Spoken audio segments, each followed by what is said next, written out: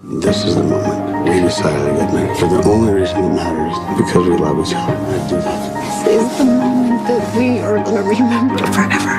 You lift my heart up when the rest of me is down.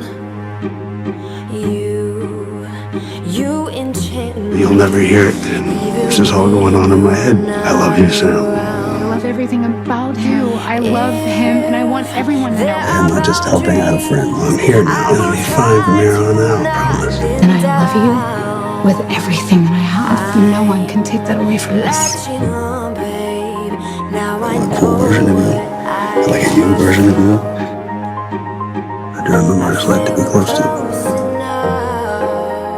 What does that mean? I love you so much. I love you. Every single part of you is so perfectly. You have a piece of me. Shackled in my embrace, I'm latching on to you. My life doesn't start and stop. The sun does for me because I love you.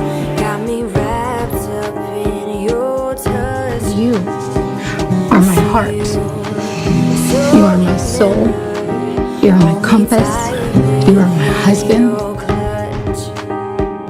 How do you do it? Got me losing every breath.